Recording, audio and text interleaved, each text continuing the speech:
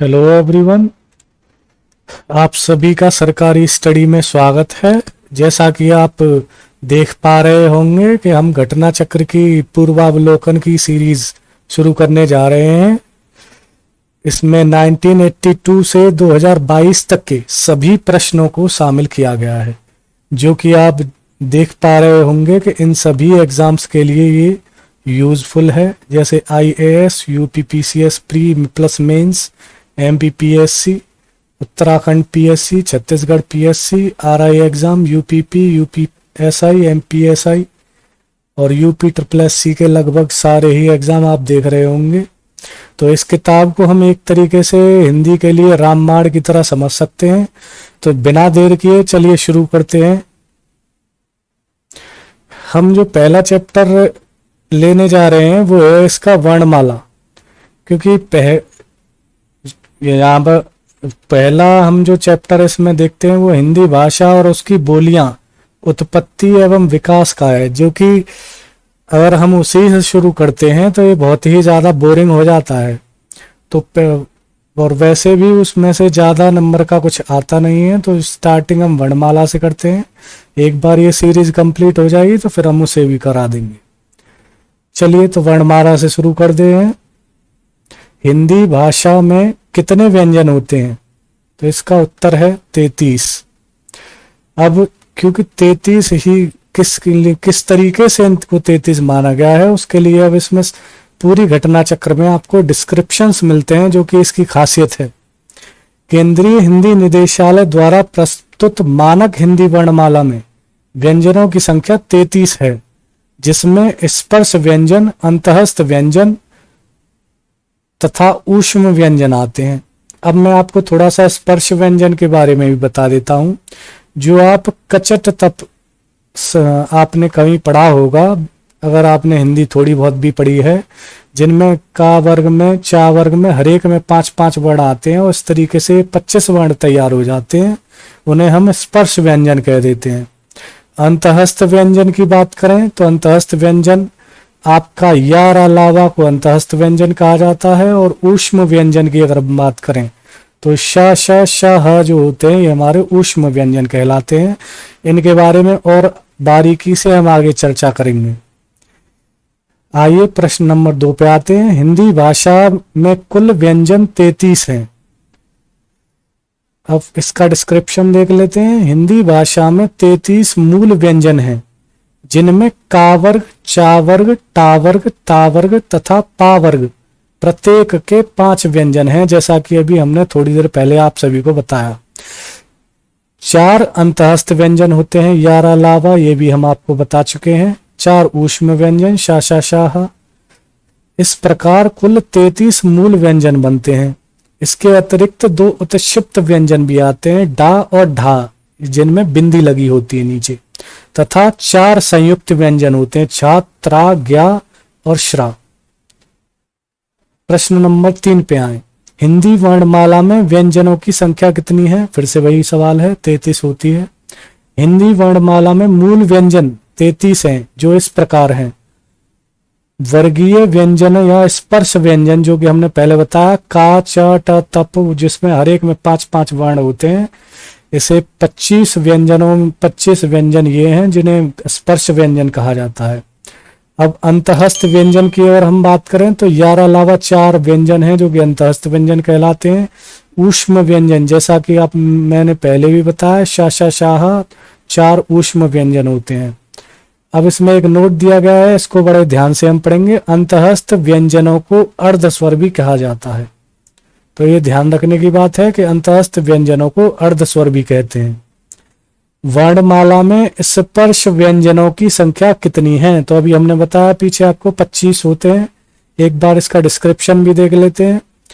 का वर्ग में का, खा, गा, घा और डा, ये 5 व्यंजन आते हैं का वर्ग में, जिसको कंठ ध्वनिया भी हम कह देते हैं, क्योंकि का कंठ से बोला जाता है। तो उसी वर्ण के पूरा वर्ग है का वर्ग, जिसको कंठ ध्वनिया कहते हैं, जिसमें आते हैं का, खा, गा, घा, डा।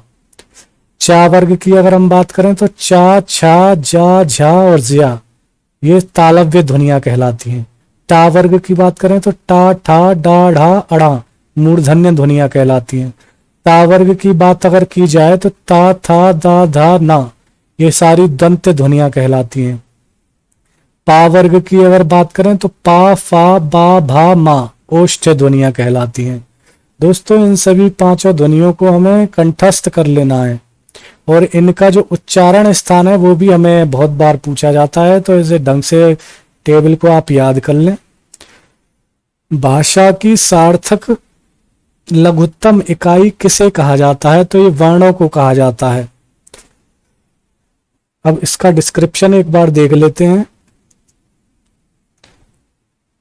अब इसमें स्वरों को और व्यंजनों के बारे में बताया गया, लेकिन यहाँ से कोई प्रश्न नहीं बनता है, तो इसको हम अभी फिलहाल के लिए छोड़ देते हैं।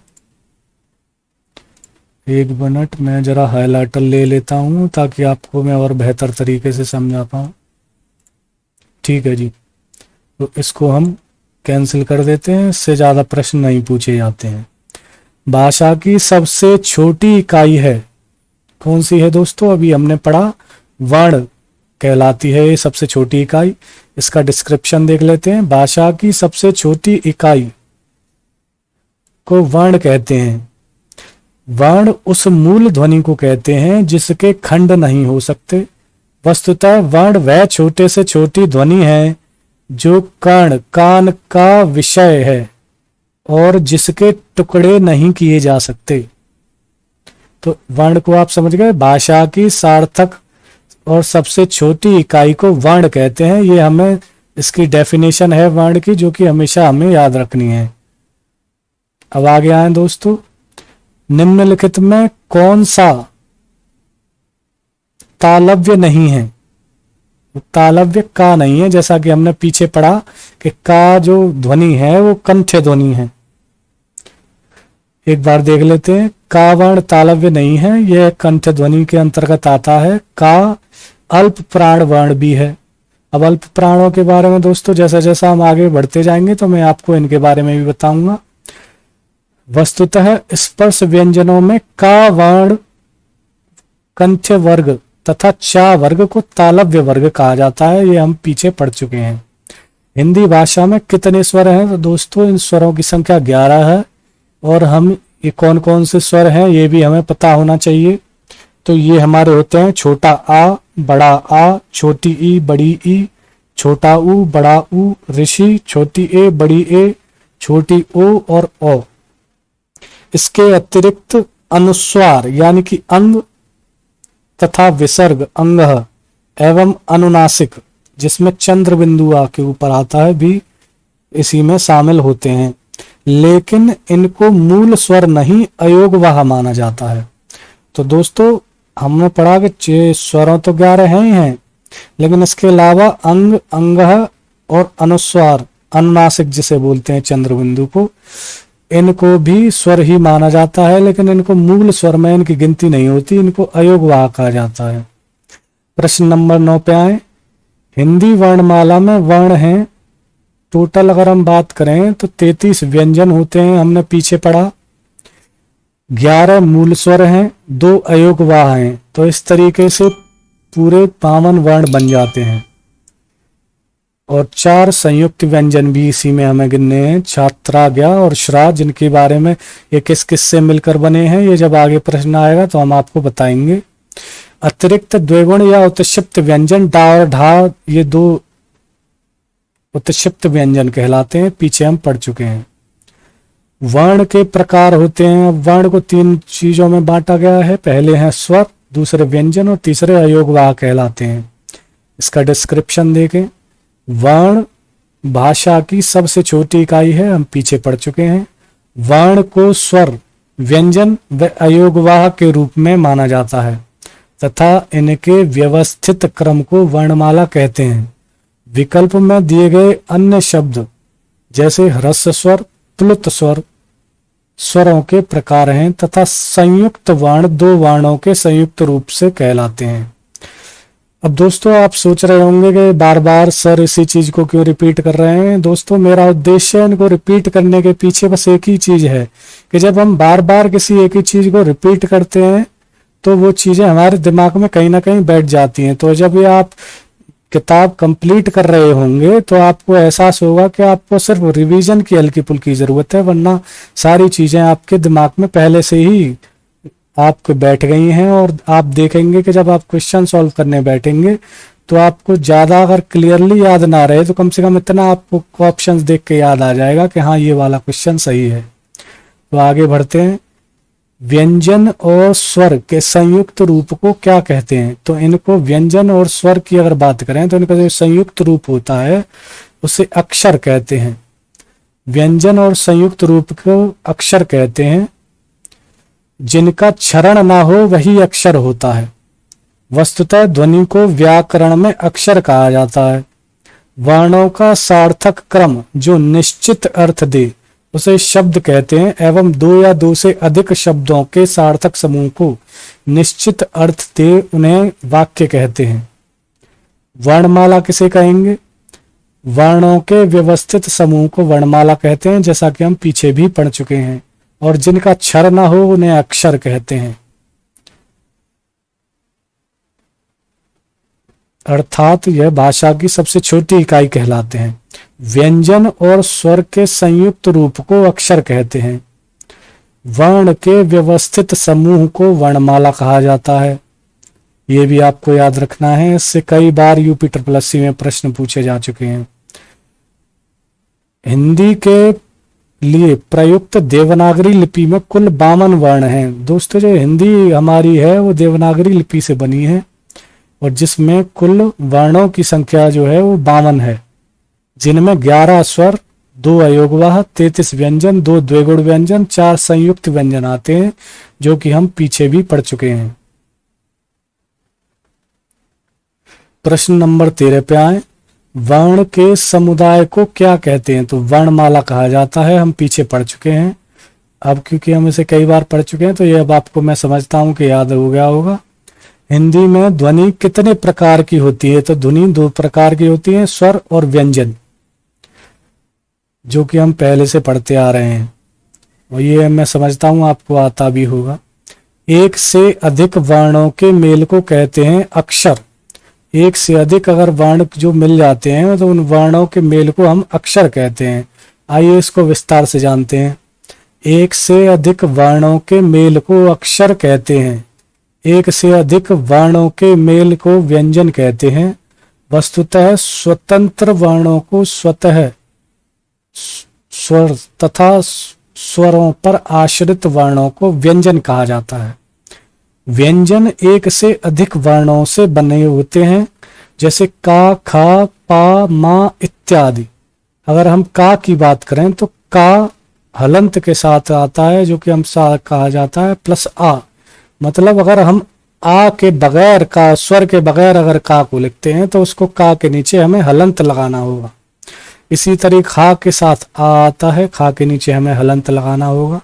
इसी तरह पा, इसी तरह माँ को भी हमें इसी तरह से प्रदर्शित करना होगा, क्योंकि इन सभी में आ स्वर छुपा हुआ है। समूह को शब्द तथा वर्णों के समुदाय को वर्णमाला कहते हैं, ठीक है।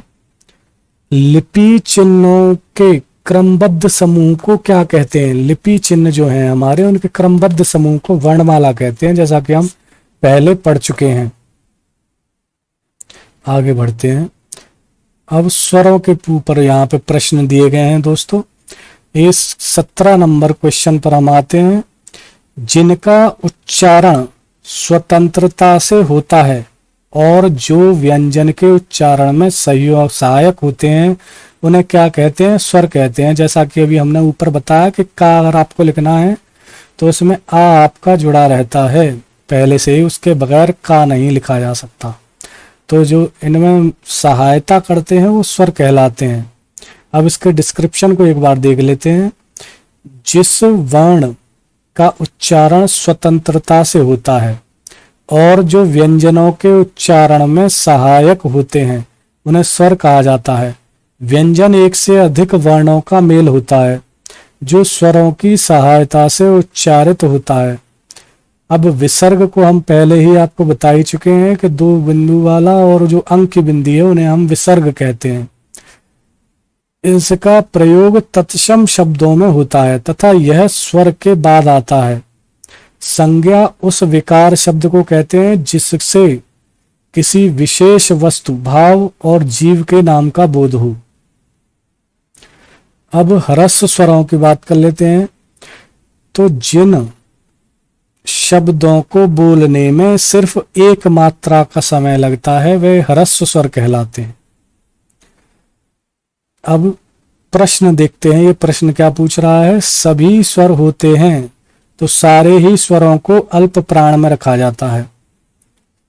अब इसको एक बार हम समझ लेते हैं कि अल्प प्राण में हकार जैसी ध्वनि नहीं निकलती है, यानी कि जब इनका हम उच्चारण करेंगे तो हकार जैसी ध्वनि नहीं निकलेगी। जिन शब्दों में, जिन वर्णों में, उनको हम क्या कहेंगे, अल्प प्राण कहेंगे। और जिनमें इसका उल्टा अगर हम कर लें कि जिनमें हकार जैसी ध्वनि निकलेगी वो कहलाएंगे हमारे महाप्राण। अल्प प्राण वर्णों के उच्चारण में कम श्रम करना पड़ता है, जैसा कि आप यहाँ देख रहे हैं कि अल्प प्राण के जो उच्चारण है इनमें हमें कम स्वर करना पड़ता है दोस्तों। तो अब महाप्राण में क्या होना चाहिए कि इन वर्णों के उच्चारण में हमें अधिक श्रम करना पड़ेगा, क्योंकि श्वास अधिक निकलती है इनमें। सभी स्वर, वर्ण और प्रत्येक स्पर्श व्यंजन का पहला, तीसरा और पांचवा वर्ण एवं अंतःस्थ व्यंजन अल्प प्राण होते हैं। यानी कि सभी स्वर, वर्ण और प्रत्येक स्पर्श व्यंजन का पहला, तीसरा व पांचवा, यानी कि सारे स्वर और पहला जो कि कचट तप हमने बताया उसमें जो 5-5 वर्णों की श्रृंखला है उसमें से पहला वर्ण, तीसरा और पांचवा वर्ण तथा अंतःस्थ यानी कि यारलावा, ये जो जितने भी आपके स्वर और व्यंजन हैं ये सब अल्प प्राण कहलाते हैं। अब महाप्राण में देखें, प्रत्येक स्पर्श व्यंजन वर्ग का दूसरा, चौथा तथा सभी ऊष्म व्यंजन वर्ण महाप्राण कहलाते हैं। प्रत्येक स्पर्श व्यंजन वर्ग का दूसरा, चौथा और पांचवा, नहीं दूसरा और चौथा, पांचवा तो हम अल्प प्राण में पहले ही पढ़ चुके हैं कि आ चुका है।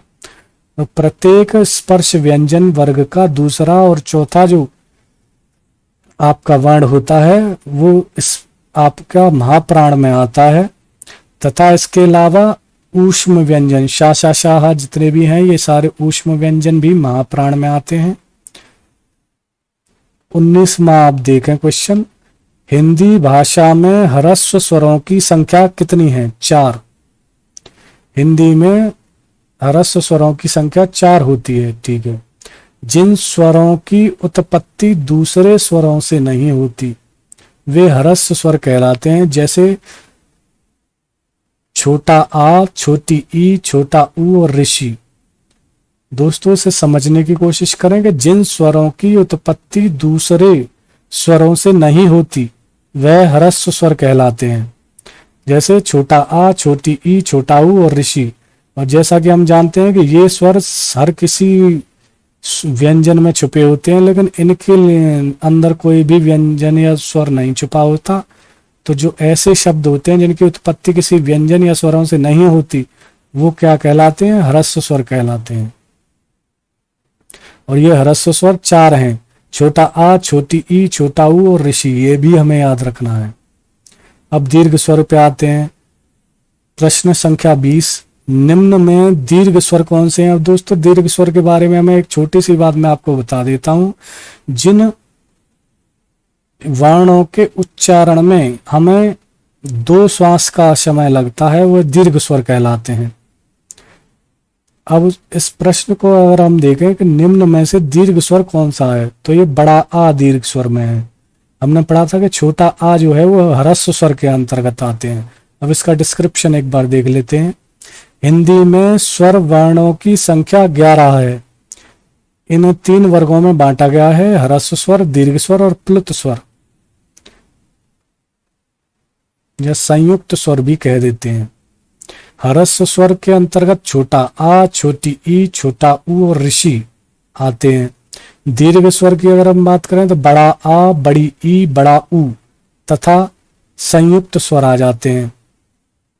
नहीं माफ कीजिएगा दोस्तों, छोटा, बड़ा आ, बड़ी ई, बड़ा ऊ, संयुक्त आपका आते हैं दीर्घ स्वर के अंतर्गत, और संयुक्त स्वर हैं हमारे छोटी ए, बड़ी ए और छोटी ओ एवं औ। ये क्या कहलाते हैं? संयुक्त स्वर कहलाते हैं। निम्न में दीर्घ स्वर हैं, बड़ी ई दीर्घ स्वर है, क्योंकि आपको हमने पहले भी बताया कि बड़ी आपका जो दीर्घ स्वर हैं उनके अंतर्गत क्या क्या चीजें आती हैं, बड़ा आ, बड़ी ई और बड़ा ऊ। तो इन पे बहुत सारे प्रश्न यूपी SSC में और भी काफी सारे एग्जाम्स में पूछे जाते हैं, तो हमें ये याद रखना है। एक बार इनको फिर से देख लेते हैं कि जो दीर्घ स्वर हैं उनके अंतर्गत अगर हम बात करें तो बड़ा आ, बड़ी ई, बड़ा ऊ आते हैं। अगर हम ह्रस्व स्वर की बात करें तो छोटा आ, छोटी ई, छोटा ऊ और ऋषि आते हैं। और संयुक्त स्वर की अगर बात की जाए तो छोटी ए, बड़ी ए, छोटी ओ एवं बड़ी ओ आती है। निम्नलिखित में से कौन सा मूल दीर्घ स्वर नहीं है? तो छोटी ओ को मूल दीर्घ स्वर नहीं है कहा जाता है, क्योंकि बड़ा दीर्घ स्वर हमें पता है, बड़ा आ, बड़ी ई और बड़ा ऊ को दीर्घ स्वर कहा जाता है। ह्रस्व में कौन कौन से आते हैं दोस्तों, एक बार फिर से आप बताएं हमें। छोटा आ, छोटी ई, छोटा ऊ और ऋषि। संयुक्त स्वर में कौन कौन से आते हैं? छोटी ए, बड़ी ए, छोटी ओ और बड़ी ऊ। प्लुत स्वर कहा जाता है जिनको हम जब भी थोड़ा खींचकर हम बोलते हैं, जैसे ओम, तो इस तरीके से जब हम खींच के किसी चीज को बोलते हैं उन ऐसे स्वरों को प्लुत स्वर कहा जाता है। और इनका जो आप इस्तेमाल करते हैं वो किया जाता है आपका नाट्य रूपांतरणों में। जैसे कि कोई नाटक हो रहा है, उसमें किसी चीज को हम खींच कर बोलते हैं, जैसे ओम, हे रावण। इस तरीके की जो आप इस्तेमाल करते हैं स्वरों का, उनको प्लुत स्वर कहा जाता है। ओम प्लुत स्वर है, शेष त्रुटिपूर्ण है, जिसे स्वर के उच्चारण में ह्रस्व का तिगना समय लगता है, उसे प्लुत स्वर कहते हैं। अब इसको इन्होंने डेफिनेशन भी बता दिया है दोस्तों, इसको एक बार आप समझ लें कि जिनमें तिगुना समय लगता है उन्हें प्लुत स्वर कहते हैं। इसका कोई चिन्ह नहीं होता, इसके लिए 3 का अंक लगाया जाता है, जिससे हमें पता चलता है कि इसे हम खींच कर बोल रहे हैं। हिंदी में सामान्यतः प्लुत का प्रयोग नहीं होता है। वैदिक भाषा में एवं नाटक आदि का संवाद लिखते समय पुकारने के संदर्भ में इसका प्रयोग होता है। आइए प्रश्न संख्या 24 पर चलते हैं। किस स्वर के उच्चारण में दीर्घ स्वर से भी अधिक समय लगता है?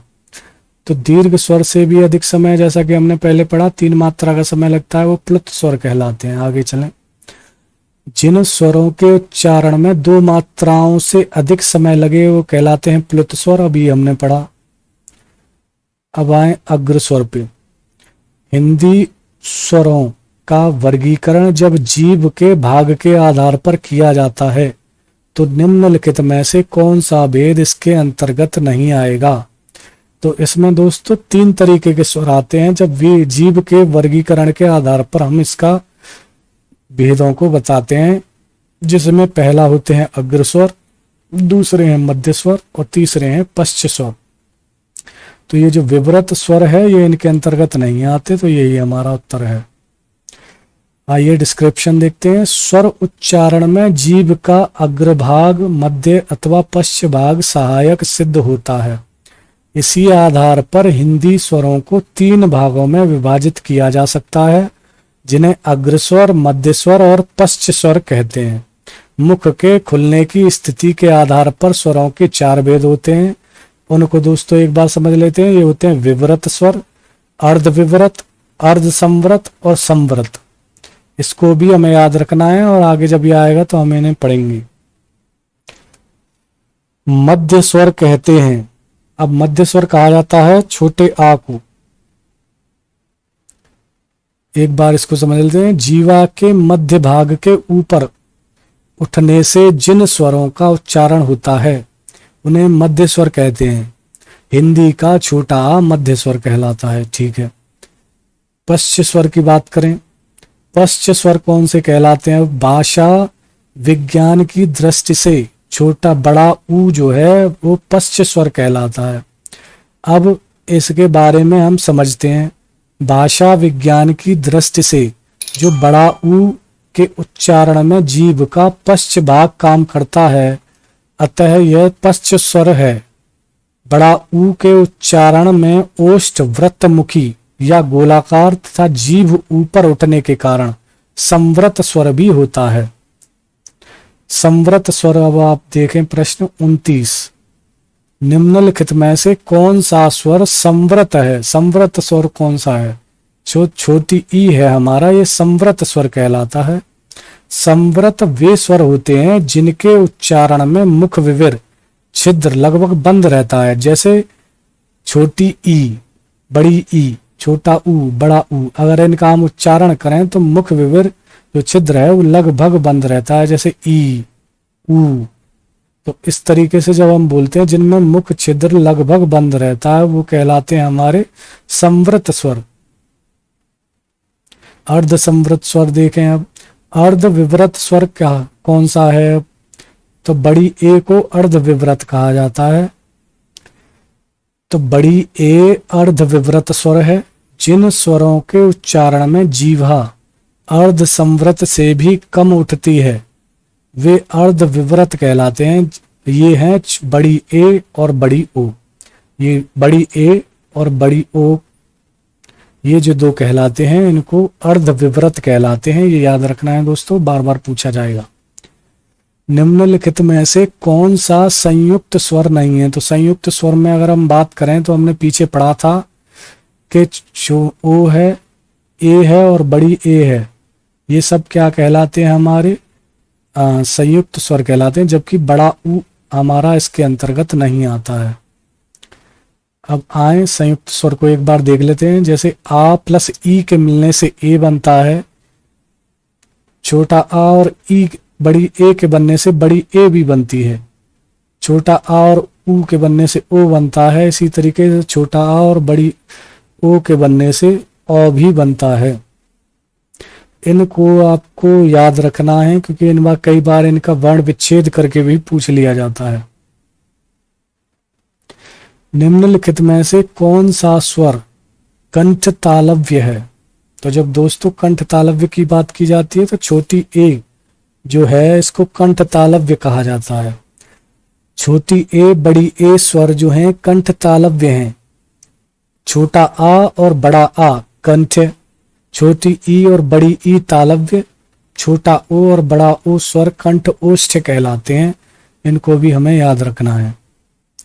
छोटी ए और बड़ी ए का उच्चारण स्थान है कंठ तालव्य कहलाता है, जैसा दोस्तों हमने अभी ऊपर पढ़ा है। आइए इसका डिस्क्रिप्शन एक बार फिर से देख लेते हैं। छोटी ए और बड़ी ए को उच्चारण स्थान कंठ तालव्य है। वर्णों का उच्चारण स्थान पहला है। अब इनको किस, जैसा कि हमने कहा उच्चारण के स्थान पर सबको अलग अलग विभाजित किया गया है, जिसमें पहले आते हैं तालव्य, छोटी ई, बड़ी ई, चा वर्ग, या तथा शा, सीटी वाला सा जिसे बोलते हैं, ये सब तालव्य ध्वनियां हैं। मूर्धन्य ध्वनियों की अगर हम बात करें तो ऋषि टा वर्ग, जिसमें टा ठा डा ढा अड़ा आते हैं, और रा तथा सा षटकोण वाला जो सा है ये मूर्धन्य ध्वनियां कहलाती हैं। दंत ध्वनियों की अगर बात की जाए तो ता वर्ग, ला तथा सा, इसको अगर हम ध्यान से देखें तो ता वर्ग, ला तथा सा जो है इसको हम दंत ध्वनियां कहलाते हैं। ओष्ठ ध्वनियों की अगर बात की जाए तो छोटा ऊ, बड़ा ऊ तथा पा वर्ग, इनको ओष्ठ कहा जाता है। कंठ तालव्य की अगर बात करें तो छोटी ए, बड़ी ए को कंठ तालव्य। कंठ ओष्ठ की बात अगर कही जाए तो कंठ ओष्ठ में आपका छोटी ओ और बड़ी ओ को कंठ ओष्ठ कहा जाता है। दंतोष्ठ की अगर हम बात करें तो वा को दंतोष्ठ कहा जाता है दोस्तों, और ये प्रश्न कई बार पूछा गया है। निम्नलिखित में से कोई से शब्द में अनुनासिक है? अगला प्रश्न नंबर 34 आप देखें दोस्तों, निम्नलिखित में से कौन से शब्द में अनुनासिक है? तो जैसा कि जब हम स्टार्टिंग में पढ़ रहे थे तो हमने बताया था कि तीन चीजें आपकी अयोगवाह में आती हैं, जिसमें अंग और आपका विसर्ग, जो दो बिंदी लगाई दी जाती हैं आग के पीछे, उसे विसर्ग, तथा चंद्र बिंदु। तो चंद्र बिंदु यहाँ पर किस शब्द में आ रहा है? संभालना में। तो ये आपका क्या कहलाएगा? अनुनासिक, जिसका हमने नाम भी आपको बताया था कि अनुनासिक कहलाता है। संभालना शब्द अनुनासिक का प्रयोग हुआ है। जिन शब्दों के उच्चारण में श्वास का निकास मुंह एवं नाक दोनों से होता है, उन्हें शब्दों को अनुनासिक शब्द कहा जाता है। आगे देखें, अनुनासिक स्वर वाला शब्द है। तो फिर से आप देखें कि चंद्र बिंदु यहाँ लगा हुआ है, तो ये अनुनासिक है, पाँव आपका अनुनासिक कहलाएगा। एक बार अब यहाँ पे इसकी पहचान बताई गई है, इसको एक बार देख लेते हैं। जिन स्वरों को बोलते समय मुंह और नाक दोनों का प्रयोग किया जाता है, उन्हें अनुनासिक स्वर कहते हैं। इन स्वरों को लिखते समय अनुनासिक चिन्हों चंद्र बिंदु का प्रयोग किया जाता है, जबकि अनुस्वार स्वर के बाद आने वाला व्यंजन है तथा इसे लिखते समय अनुस्वार के चिन्ह का प्रयोग किया जाता है। उपयुक्त में पांव अनुनासिक स्वर है, क्योंकि इस पे चंद्र बिंदु लगा हुआ है, जबकि मंजन, अंजन, ये दोनों क्या हैं? आपका अनुस्वार हैं। और आपका हिंदी जो है, इसको तीनों में से किसी में भी नहीं कहा जाता। कौन से शब्द के में अनुनासिक है? तो कटीला, ये जो शब्द है इसमें चंद्र बिंदु है, ये अनुनासिक है। स्वरों के उच्चारण में लगने वाले समय को कहते हैं मात्रा। दोस्तों, हमने जैसा कि आपने सुना कि हम जब भी किसी स्वर के परिभाषित किया गया, जिस तरीके ह्रस्व स्वर है, दीर्घ स्वर है और प्लुत स्वर है, तो जब भी हमने इनको परिभाषित किया तो इसमें मात्रा शब्द का इस्तेमाल किया। तो इसी को हम लगने वाले समय में कोई क्या कहते हैं? मात्रा कहते हैं। जिन ध्वनियों के उच्चारण में श्वास वायु बिना किसी रुकावट के मुख से निकलती है, उसे क्या कहते हैं? तो उनको स्वर कहा जाता है। दोस्तों, स्वर किसका भेद है? तो ये वर्णों का भेद है। मात्रा स्वर को क्या कहते हैं? अब यहाँ पर दोस्तों कहा जा रहा है कि मात्रा स्वर को क्या कहते हैं। तो मात्रा जो स्वर है, इसको समरूप या ग्रेफीम कहा जाता है। इसका डिस्क्रिप्शन जरूर पढ़ें दोस्तों। नागरी लिपि में मात्रा पद्धति है। ये मात्राएं स्वरों के चिन्ह होती हैं। जब कभी कोई व्यंजन किसी स्वर के साथ आता है, तब उसके साथ पूरा स्वर नहीं लिखा जाता, केवल स्वर की मात्रा लिखी जाती है। मात्रा स्वर की समरूप या ग्रेफीम कही जाती है। प्रश्न संख्या 41 देखें दोस्तों। छोटी ओ और बड़ी ओ को किस प्रकार के वर्ण कहा जाता है? तो इनको दोस्तों क्या कहा जाता है? कंठोष्ठ। छोटी ओ तथा बड़ी ओ कंठोष्ठ वर्ण हैं। छोटी ओ को अर्ध संवृत तथा बड़ी ओ को अर्ध विवृत स्वर कहते हैं। वस्तुतः कंठ द्वारा जीभ और ओठों के स्पर्श से बोले जाने वाले वर्णों को कंठोष्ठ वर्ण कहते हैं। दांत से जीभ और ओठों के स्पर्श से बोला जाने वाले वर्ण दंतोष्ठ कहलाते हैं। हिंदी वर्णमाला में केवल वा वर्ण ही दंतोष्ठ है। मूर्धा और जीभ के स्पर्श से बोले जाने वाले वर्णों को मूर्धन्य कहते हैं। तालु और जीभ के स्पर्श से बोले जाने वाले वर्णों को तालव्य वर्ण कहते हैं। 42 देखें दोस्तों। किस वर्ण का उच्चारण स्थान कंठ तथा तालु दोनों हैं? तो इसको बड़ी ए को कहा जाता है, जो कंठ और तालव्य। इसका उच्चारण स्थान क्या है दोस्तों? कंठ तालव्य। बड़ी ए का उच्चारण स्थान है कंठ तालव्य। कंठ तालव्य आपका कौन कौन से कहा जाते हैं? तो छोटी ए और बड़ी ए को कंठ तालव्य कहा जाता है। छोटी ऊ और बड़े ऊ को ओष्ठ, रा तथा सीटी वाला आपका सा षटकोण को मूर्धन्य और आ और बड़ा आ को कंठ ध्वनियां कहा जाता है। बड़े ए के उच्चारण स्थान का नाम अगर हमें बताया जाना है तो क्या है दोस्तों? छोटी और बड़ी ए को कंठ तालव्य कहा जाता है, ये हमने अभी पढ़ा है। फिर से वही प्रश्न रिपीट है दोस्तों, स्वर छोटी और बड़ी ए को उच्चारण स्थान में कंठ तालव्य कहा जाता है। मात्रा के आधार पर स्वर कितने प्रकार के होते हैं? तो इनको 3 तरीके के बांटा गया है। वो कौन कौन से हैं दोस्तों, जल्दी से बता दीजिए। ह्रस्व स्वर जिसमें छोटा आ, छोटी ई, छोटा ऊ और ऋषि आते हैं। दीर्घ स्वर जिसमें बड़ा आ, बड़ी ई, बड़ा ऊ, छोटी ए, बड़ी ए, ओ और ओ आते हैं। और प्लुत स्वर जिसमें कि हम किसी आपका जो नाम है या किसी शब्द की अगर हम बात करें उसे खींच कर बोला जाता है तो उनको प्लुत स्वर कहा जाता है। और दोस्तों ये दीर्घ स्वर को भी हमने 2 में बांटा था, जैसा कि आपने पीछे पढ़ा। तो मूल दीर्घ स्वरों की अगर हम बात करें तो छोटा आ, छोटी ई और छोटा बड़ा आ, बड़ी ई और बड़ा ऊ, ये जो है इनको मूल दीर्घ स्वर कहा जाता है। और छोटी ए, छोटी ओ और बड़ी ओ को संयुक्त स्वर कहा जाता है। वर्ण तालिका के अनुसार ह्रस्व, दीर्घ और प्लुत क्या हैं? ये स्वरों के प्रकार हैं जिनकी ध्वनि केवल मुख से निकलती है, वे हैं निरनुनासिक स्वर कहलाते हैं। जब स्वरों के उच्चारण में वायु केवल मुख से निकलती है उन्हें मौखिक या निरनुनासिक स्वर कहते हैं, जिसमें के अंतर्गत छोटा आ, ओ, ई, बड़ी ई, छोटा ऊ, बड़ा ऊ, छोटी ए, बड़ी ए, ओ और ओ आते हैं। दोस्तों इस वीडियो में हम 50 क्वेश्चन आपके आज कवर करेंगे।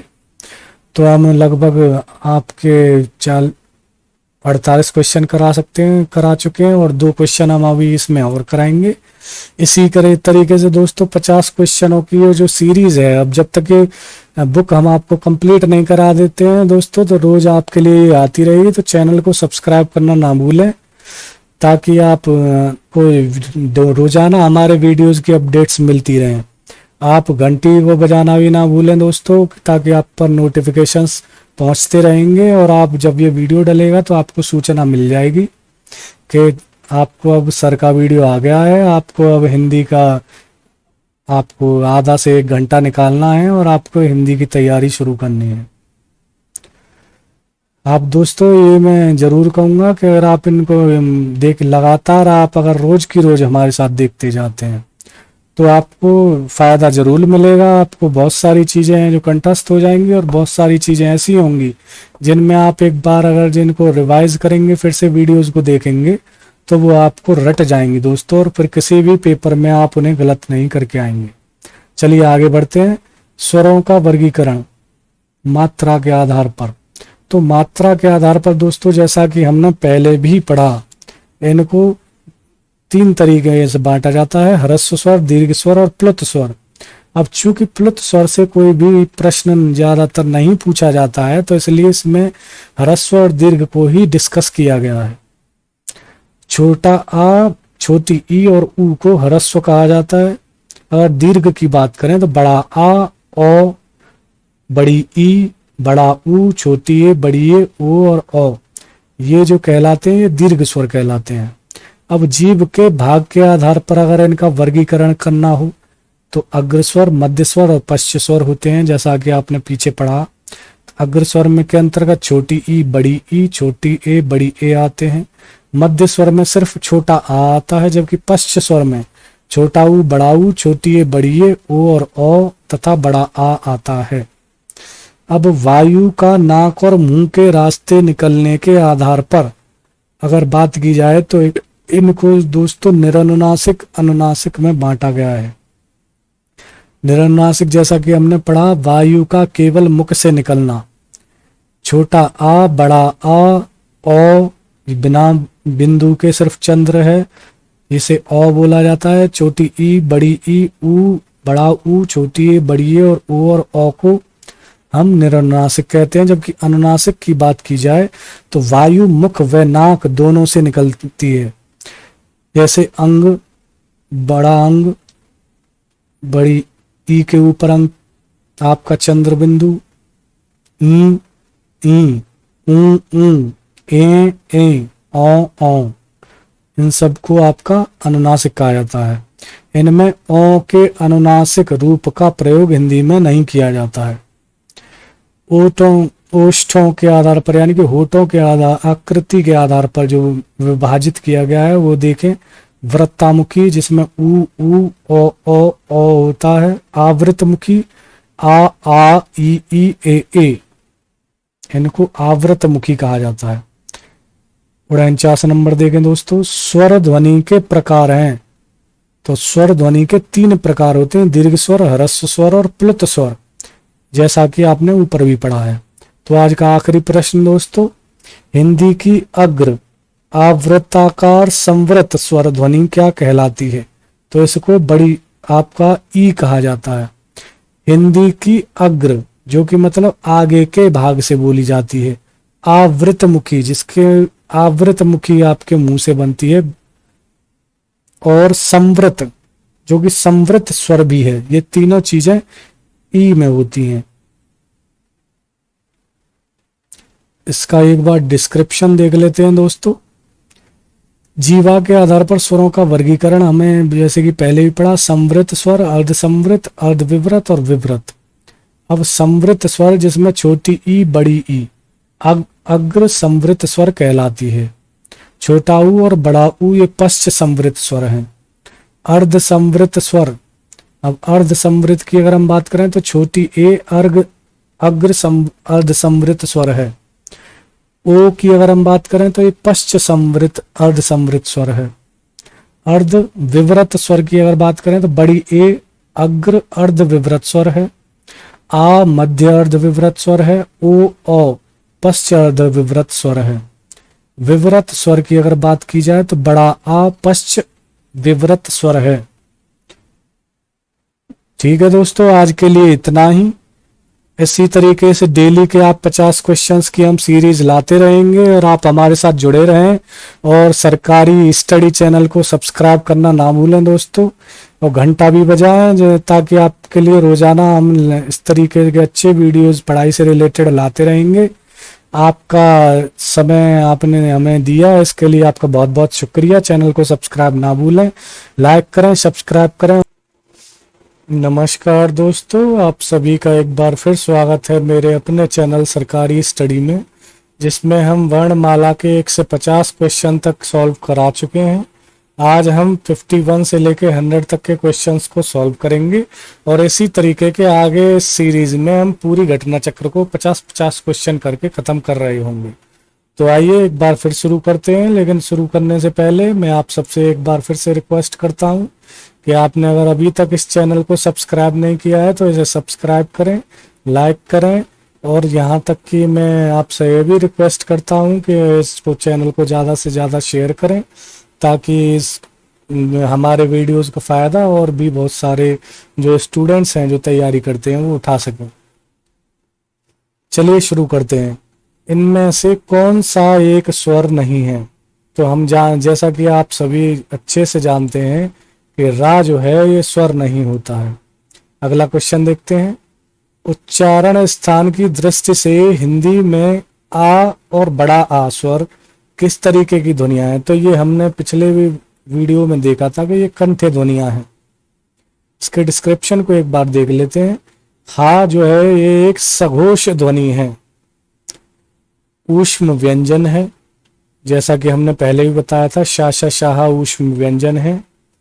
और घोष सघोष के बारे में भी अब हम आपको आने वाले वीडियोस में बताएंगे। महाप्राण, महाप्राण होता है जिसमें अंदर से हकार की ध्वनि निकलती है, जो हमने पीछे अभी आपको पढ़ाया था। और निरनुनासिक व्यंजन वर्ण है जिसमें निरनुनासिक है, जो अंक की बिंदियां जिनमें नहीं आती हैं। चलिए, आ मध्य स्वर है, बड़ा आ को पश्च स्वर भी कहा जाता है। तालव्य वर्णों की बात करें तो चा वर्ग, छोटी ई, बड़ी ई, या और तथा सीटी वाला सा जो होता है ये हमारे तालव्य वर्णों के अंतर्गत आते हैं। मूर्धन्य वर्ण की बात करें तो टा वर्ग हमारा मूर्धन्य वर्ग है, ऋषि, रा और सा षटकोण इसके अंतर्गत आते हैं। ओष्ठ ध्वनि की बात करें तो पा वर्ग, छोटा ऊ और बड़ा ऊ इसके अंतर्गत आते हैं। अब 53 नंबर क्वेश्चन देखते हैं दोस्तों, घा का उच्चारण स्थान कौन सा है? तो घा का उच्चारण स्थान कंठ होता है, क्योंकि का वर्ग के अंतर्गत यह आता है और का वर्ग का जो उच्चारण स्थान है वो कंठ है। निम्न में से कंठ वर्ण कौन सा है? तो जैसा कि आपको हमने ऊपर भी बताया था, छोटा आ हमारा कंठ वर्ण के अंतर्गत आता है। एक बार इसका डिस्क्रिप्शन भी देख लेते हैं। जिन वर्णों का उच्चारण कंठ से होता है उन्हें कंठ वर्ण कहते हैं, जैसे का, खा, गा, घा, डा, छोटा आ और बड़ा आ, ये इनके अंतर्गत आते हैं कंठ के। ऊ जो है ओष्ठ है और छोटी बड़ी ई को तालव्य के अंतर्गत आता है, जो हम पीछे भी देख चुके हैं। निम्न में कंठ वर्ण है। अब छोटा बड़ा आ, हा और विसर्ग इनको कंठ का वर्ण कहा जाता है, जिसके अंतर्गत और कौन कौन से आते हैं दोस्तों देख लेते हैं। छोटा आ, बड़ा आ, का, खा, गा, घा, डा, हा तथा विसर्ग ये सारे कंठ वर्ण हैं। निम्नलिखित में कंठ ध्वनियां कौन सी हैं? कंठ ध्वनियां जैसा कि हमने बताया का वर्ग पूरा कंठ ध्वनियां होती हैं। निम्नलिखित में से हिंदी की कंठ ध्वनि कौन सी है? तो जैसा कि हमने ऊपर पढ़ा है, का वर्ग, हा तथा विसर्ग ये सारी कंठ ध्वनियां हैं। चा, छा, जा, झा, जा ये किस तरीके की ध्वनियां हैं? तो ये हमने पीछे पढ़ा, ये तालव्य ध्वनियां होती हैं, तो तालु से बोली जाती हैं। तो चा, छा, जा, झा, ज्या ये उच्चारण के इनका उच्चारण स्थान तालु है और ये तालव्य ध्वनियां कहलाती हैं।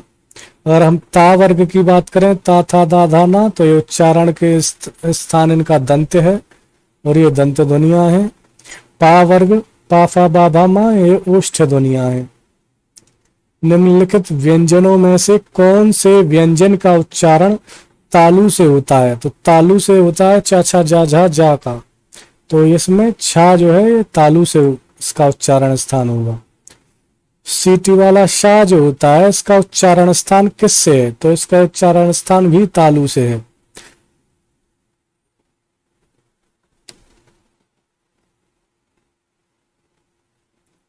जैसा कि इसमें हम डिस्क्रिप्शन एक बार देख पा रहे हैं कि तालु और जीभ के स्पर्श से जो बोले जाते हैं उन्हें वाले वर्ड होते हैं उन्हें तालव्य कहते हैं, जिसमें छोटी ई, बड़ी ई, चा वर्ग तथा सीटी वाला सा आता है।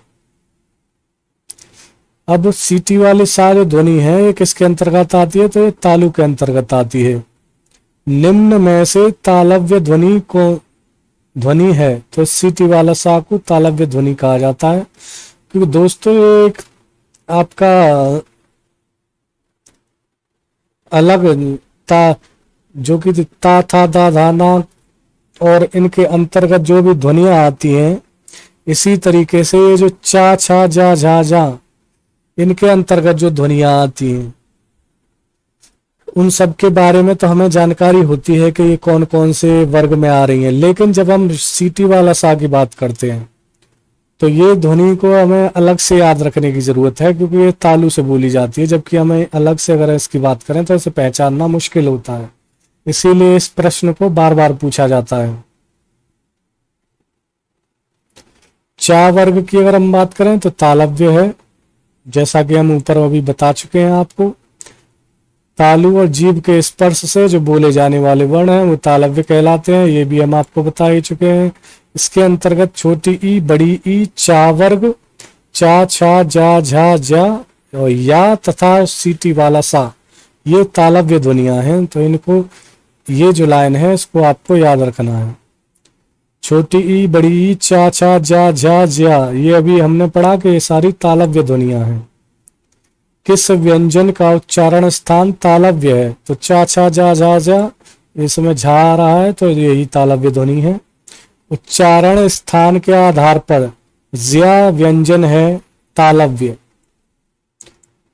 फिर से वही सवाल है, वा का उच्चारण स्थान कहाँ? तो दोस्तों जैसा कि हमने बताया कि अलग जो इसमें है वो सीटी वाला सा और या आता है, तो वो कौन सी ध्वनि होगी? तालव्य है ये।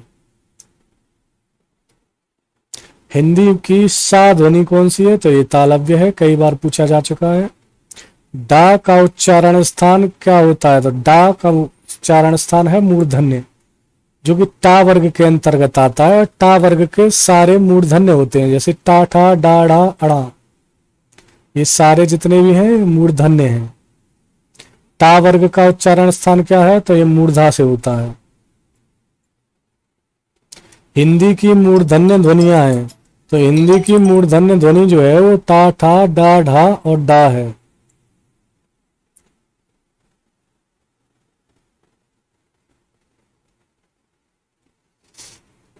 अब इसको एक बार फिर से चेक कर लेते हैं, इसमें और कौन कौन से आते हैं। तो इसमें नहीं दिया गया है। ओके, निम्नलिखित में से कौन सा मूर्धन्य ध्वनि नहीं है?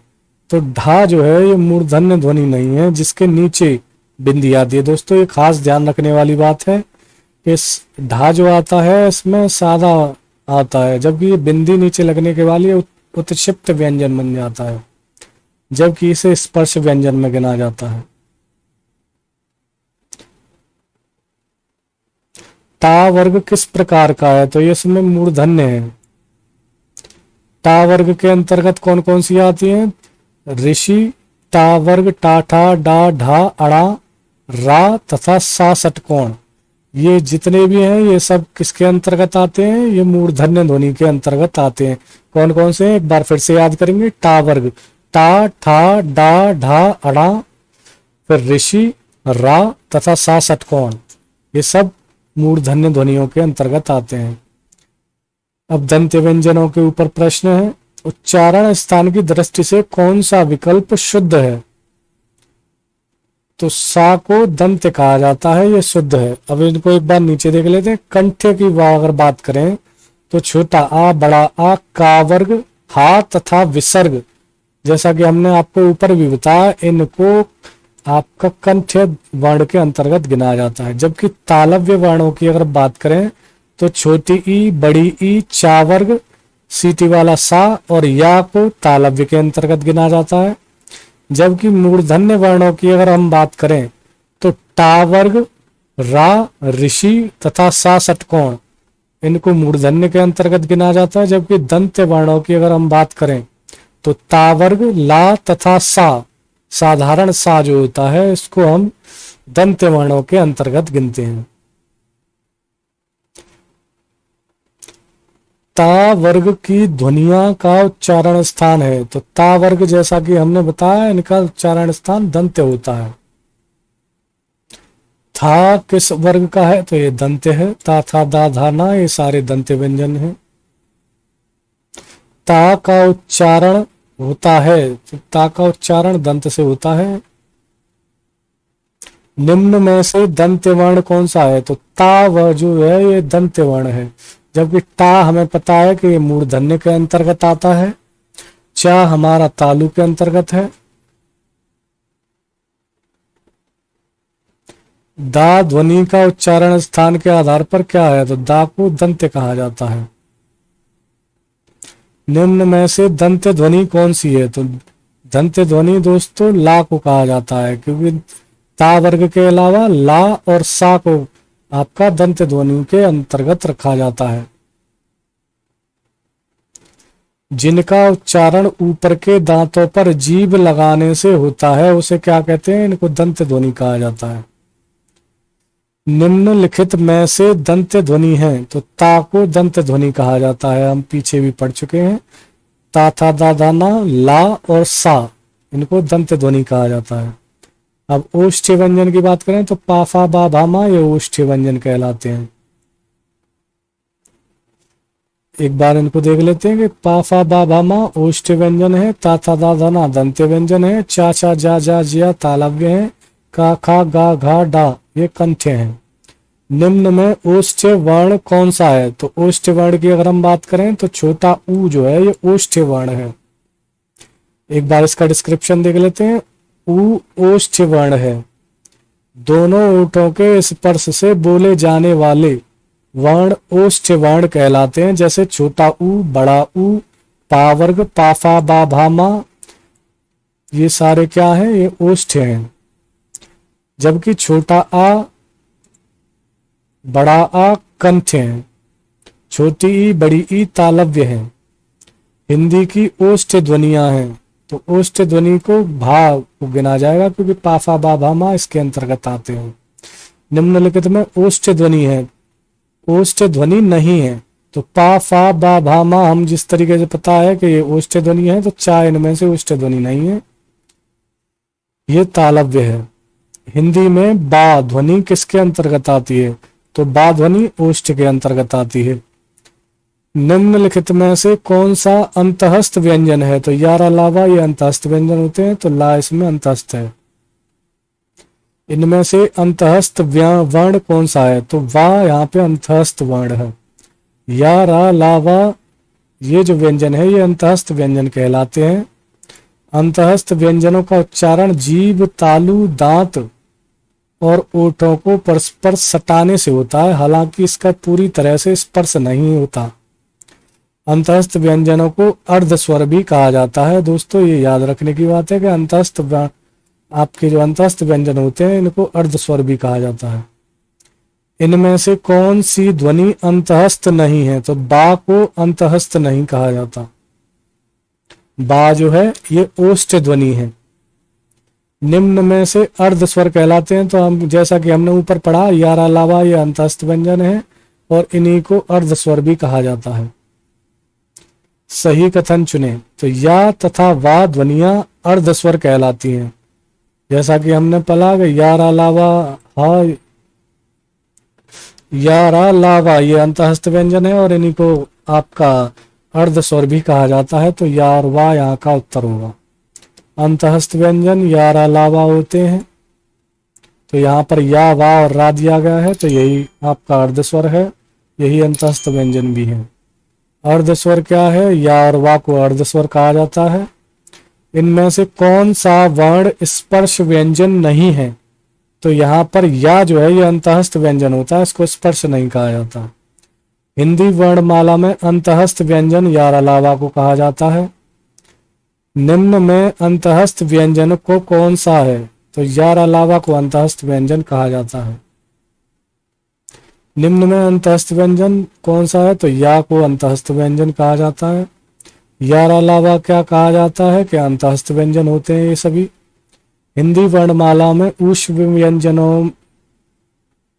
व्यंजन कौन से हैं, ऊष्म व्यंजन शा, शा, शाह को कहा जाता है। जैसा कि हमने आपको कल पढ़ाया था कि शा, शा, शाह क्या कहलाते हैं, ये सारे ऊष्म व्यंजन कहलाते हैं। तो आज के लिए बस इतना ही दोस्तों, कल अगले 50 प्रश्नों को हम फिर से सॉल्व करेंगे। तब तक के लिए आपका बने रहिए हमारे चैनल के साथ, लाइक करें, सब्सक्राइब करें और शेयर भी करें। ज़्यादा से ज़्यादा लोग इससे जुड़ेंगे तो हमें भी अच्छा लगेगा, आपको भी पढ़ने में मजा आएगा। धन्यवाद।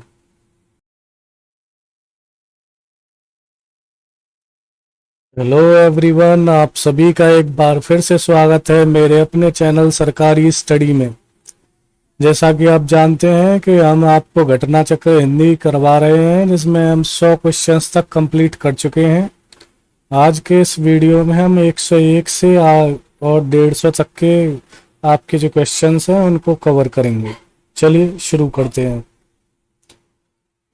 कौन ऊष्म व्यंजन नहीं है, एक मिनट में हाइलाइटर ले लेता हूं। आज पीला लेते हैं दोस्तों। कौन ऊष्म व्यंजन नहीं है, तो ऊष्म व्यंजन आप जानते हैं कि शा, शा, शाह को ऊष्म व्यंजन कहा जाता है, तो गा यहाँ पर ऊष्म व्यंजन नहीं है। शा, शा, शाह के अंतर्गत आते हैं, ये सारे ऊष्म व्यंजन हैं, जैसा कि हम 2 दिन से पढ़ रहे हैं। निम्नलिखित में से ऊष्म व्यंजन कौन से हैं, तो शा, शा, शाह ये ऊष्म व्यंजन होते हैं।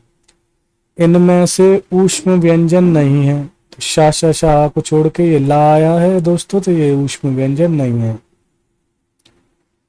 ऊष्म वर्ण हैं तो ऊष्म वर्ण कहा जाता है शा शा शाहा को। ऊष्म व्यंजन कौन सा है? अब इस बार पूछा है कि कौन सा है, तो हाँ यहाँ पर ऊष्म व्यंजन है। उच्चारण की दृष्टि से शा शा सा व्यंजन किस प्रकार के हैं? तो ये सब ऊष्म व्यंजन है। हिंदी वर्णमाला में ऊष्म व्यंजन कौन से हैं? तो शा शा शा हा को ऊष्म व्यंजन कहा जाता है। त्रा वर्ण किन वर्णों के सहयोग से बना है? तो त्रा वर्ण दो जो कि एक संयुक्त वर्ण होता है दोस्तों, इसको ता हलंत प्लस रा इनके मेल से त्रा बनता है। इसके बारे में एक बार देख लेते हैं। हिंदी में छा त्रा श्रा और ज्ञा ये 4 संयुक्त वर्ण कहे जाते हैं। अब ये किस किस के मेल से बनते हैं ये देख लेते हैं दोस्तों। तो अगर छा की बात की जाए तो ये का प्लस सा षटकोण से मिलकर बनता है। और जब भी ध्यान रखें दोस्तों, जब भी हम का यहाँ पर लिखेंगे तो इसके नीचे हलंत जरूर लगाएंगे। तो का हलंत के साथ प्लस सा षटकोण, इससे मिलकर क्या बनता है? छा, क्षत्रिय। ऐसे ही त्रा की बात की जाए तो ता हलंत प्लस रा को अगर हम लिखते हैं तो त्रा बनता है। इससे जा प्लस ज्या से मिलकर ज्ञा बनता है। और सीटी वाला सा हलंत प्लस रा, इससे मिलकर श्रा बनता है। छा वर्ण किसके योग से बना है? तो अभी हमने ऊपर पढ़ा का हलंत प्लस सा षटकोण से मिलकर बना है। निम्न में से संयुक्त व्यंजन है? तो श्रा एक संयुक्त व्यंजन है। संयुक्त व्यंजन ज्ञा बनता है जा हलंत प्लस ज्या से। निम्नलिखित व्यंजनों में से कौन सा संयुक्त व्यंजन नहीं है? अब संयुक्त व्यंजन नहीं है तो हम पता है दोस्तों कि छा संयुक्त व्यंजन है, त्रा भी है, श्रा भी है, लेकिन ये सा षटकोण हमारा संयुक्त व्यंजन नहीं है। श्रा एक संयुक्त व्यंजन है। इसमें किन दोनों वर्णों को सम्मिलित किया गया है? इसमें दोस्तों शा और रा को वर्णों को सम्मिलित किया जाता है।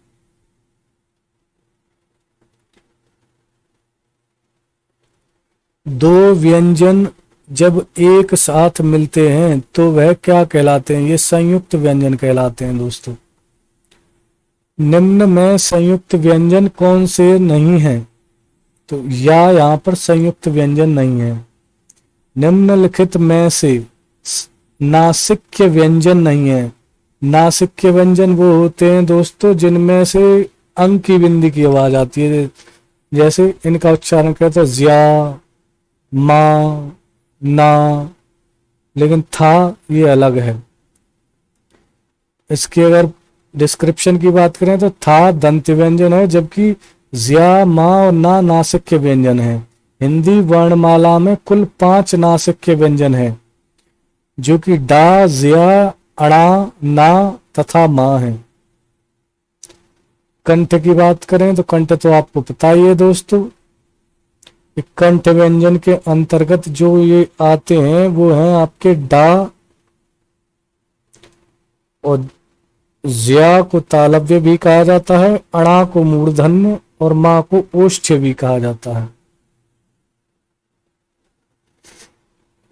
जब दो सामान्य व्यंजन आपस में मिलते हैं तो उन्हें क्या कहा जाता है?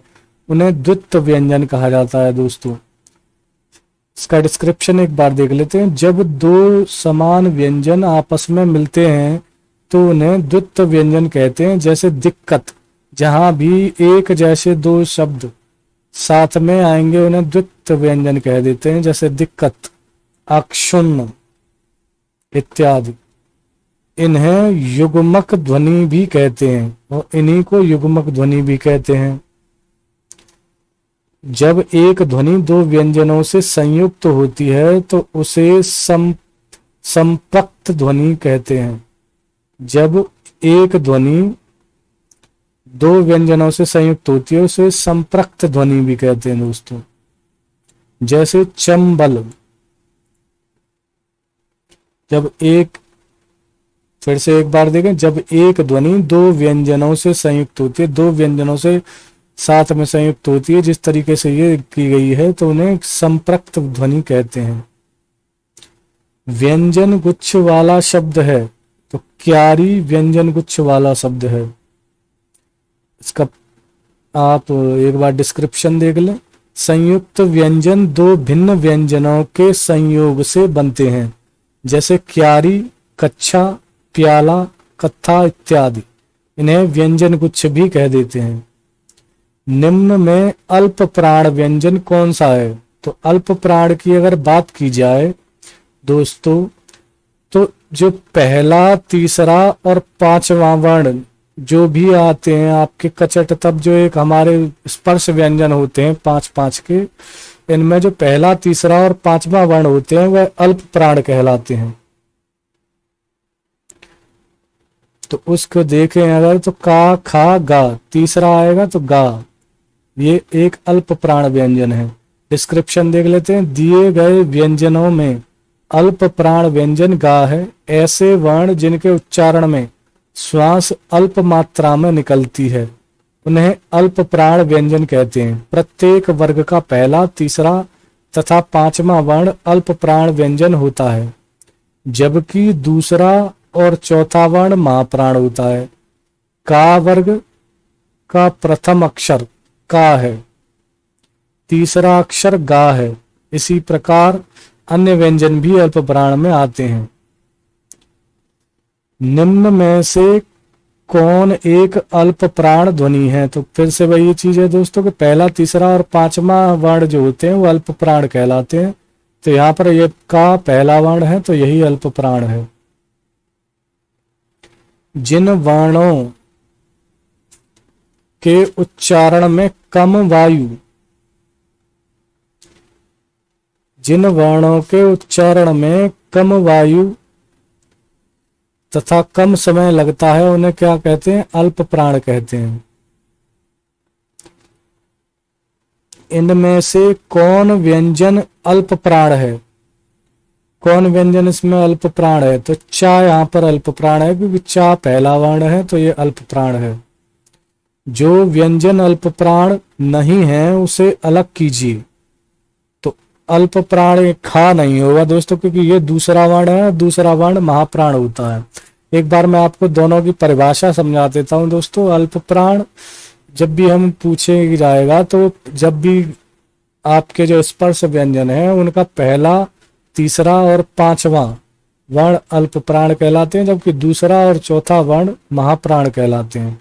दूसरी परिभाषा अगर हम देखें, तो जिन वर्णों के मुख से कम हवा या श्वास निकलती है वो अल्प प्राण कहलाते हैं, जबकि जिन वर्णों के उच्चारण में मुख से ज्यादा हवा निकलती है या हकार की ध्वनि निकलती है उन्हें महाप्राण कहते हैं। निम्नलिखित में से कौन सा वर्ण घोष महाप्राण है? ऐसा वर्ण जो कि घोष भी है और महाप्राण भी है, तो ये हा है।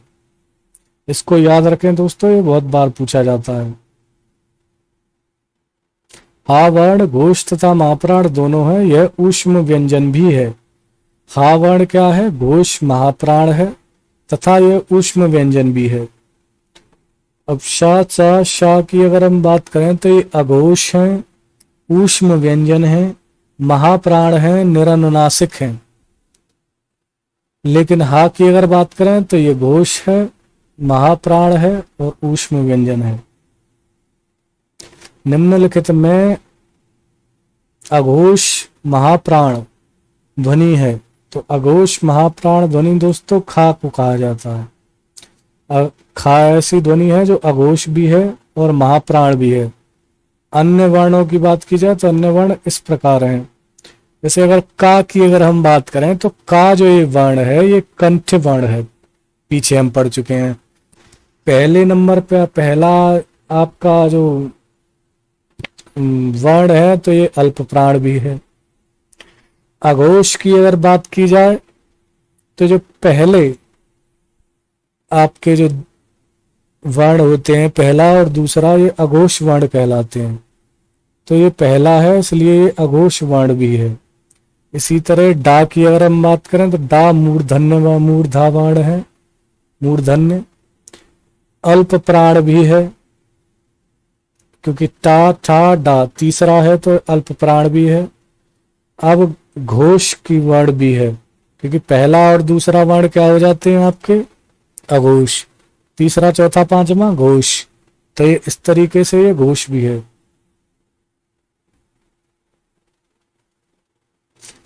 अब घा की अगर बात करें तो घा दंत्य वर्ण है, महाप्राण है, घोष वर्ण है।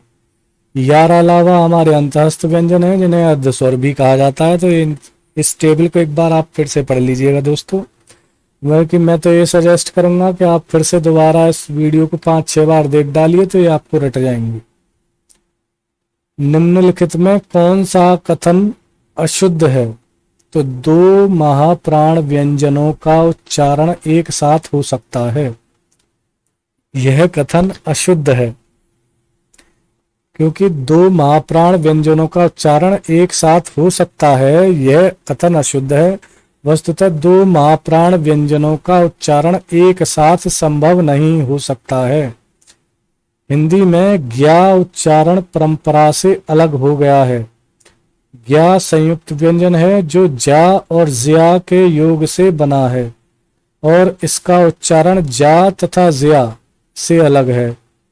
छा संयुक्त व्यंजन है और यह का प्लस सा षटकोण के योग से बनता है। विसर्ग कंठ्य वर्ण है क्योंकि उसका उच्चारण स्थान कंठ्य है। कौन सी ध्वनि महाप्राण नहीं है? अब जो महाप्राण नहीं है वो बताना है। तो आपका जो अल्प प्राण कौन सा है इनमें? तो जा यहां पर तीसरे नंबर पे आता है, तो ये अल्प प्राण है।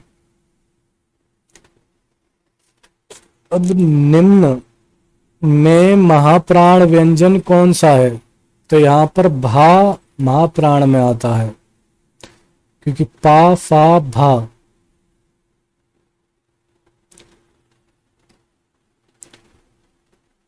निम्न में महाप्राण व्यंजन कौन सा है? तो महाप्राण व्यंजनों के अंतर्गत जो भी आते हैं वो सब यहां लिख दिए गए हैं दोस्तों। खा घा छा झा था, दा था धा फा भा शा सा षटकोण सा हा महाप्राण व्यंजनों के अंतर्गत आते हैं। ये सभी महाप्राण वर्णों का समूह है। तो खा छा और ठा ये महाप्राणों के अंतर्गत आते हैं, जो कि हम ऊपर अभी पढ़े हैं। निम्नलिखित व्यंजनों में कौन महाप्राण है? तो महाप्राण ठा है, हमने ऊपर पढ़ा। प्रत्येक वर्ग का दूसरा और चौथा वर्ण क्या कहलाता है? तो दूसरा और चौथा वर्ण हमेशा महाप्राण कहलाता है। महाप्राण ध्वनियां व्यंजन वर्ग में किससे संबंधित हैं? तो दूसरी और चौथी महाप्राण ध्वनि होती है। हिंदी में के स्पर्श व्यंजन के पांचों वर्गों के दूसरे और चौथे वर्ण होते हैं। दूसरे और चौथे वर्ण को महाप्राण व्यंजन कहा जाता है। अब एक बार इनकी सब की परिभाषा फिर से देख लेते हैं। अल्प प्राण व्यंजन जिन व्यंजनों के उच्चारण में मुख से कम वायु निकलती है। प्रत्येक स्पर्श व्यंजन वर्ग का पहला, तीसरा व पांचवा वर्ण तथा सभी अंतहस्त व्यंजन अल्प प्राण हैं। इसको याद रखें दोस्तों कि पहला, तीसरा और पांचवा वर्ण तथा सभी अंतहस्त व्यंजन जो कि यार अलावा होते हैं वो सभी क्या हैं? अल्प प्राण हैं। महाप्राण देखें, जिन व्यंजनों के उच्चारण में मुख से हकार जैसी ध्वनि अर्थात अधिक वायु निकलती है उन्हें महाप्राण व्यंजन कहते हैं। प्रत्येक स्पर्श व्यंजन का दूसरा, चौथा वर्ण तथा सभी ऊष्म वर्ण महाप्राण व्यंजन कहलाते हैं। इसमें कौन से हैं दोस्तों? सभी का दूसरा और चौथा वर्ण तथा सभी ऊष्म वर्ण जो भी शाशा शाह होते हैं वो सब महाप्राण हैं। घोष वर्ण की घोष या सघोष दोस्तों एक ही बात होती है। घोष व्यंजन किसने कहा जाता है? स्वर तंत्रियों के बीच वायु के घर्षण के साथ उच्चारित ध्वनि प्रत्येक स्पर्श व्यंजन वर्ग का तीसरा, चौथा व पांचवा वर्ण तथा या, रा, ला, वा तथा हा वर्ण घोष कहलाते हैं। यानी कि प्रत्येक स्पर्श व्यंजन का तीसरा, चौथा और पांचवा वर्ण, उसके अलावा अंतहस्थ वर्ण यारा, लावा और ऊष्म में से हा, ये सारे क्या कहलाते हैं? घोष या सघोष वर्ण कहलाते हैं। सभी स्वर भी घोष वर्ण होते हैं दोस्तों, ये याद रखें कि सभी स्वर घोष वर्ण होते हैं। अघोष व्यंजन देखें, जिन ध्वनियों के उच्चारण में स्वर तंत्रियों के बीच घर्षण नहीं होता वह अघोष वर्ण कहलाते हैं। प्रत्येक स्पर्श व्यंजन वर्ग का पहला, तीसरा वर्ण तथा श, श, सा वर्ण अघोष होते हैं। अब प्रत्येक वर्ग का पहला और दूसरा वर्ण, जैसा कि हमने पहले भी बताया था, उसके अलावा सीटी वाला सा, षटकोण और सा, ये तीन वर्ण, ये क्या कहलाते हैं? अघोष कहलाते हैं। अब घोष में जहां नाद का उपयोग होता है वहीं अघोष में केवल श्वास का उपयोग होता है। ये नोट याद रखें दोस्तों कि घोष में जहां नाद का प्रयोग होता है वहीं अघोष में श्वास का प्रयोग होता है। अगला देखें, का व्यंजन है, का व्यंजन अघोष है क्योंकि ये पहला वर्ण होता है दोस्तों जो कि अघोष है। निम्न में से कौन सा वर्ण अघोष है? तो पहला वर्ण अघोष होता है, पहला और दूसरा। निम्न में से कौन सा वर्ण अघोष है? तो का यहाँ पे अघोष है। 137 प्राय दोस्तों, अघोष वर्ण कौन सा है? तो यहाँ पे सा क्या है? यहाँ पर अघोष है क्योंकि ये दूसरा वर्ण है, तीसरा है तो पर अघोष वर्ण है ना ये तो।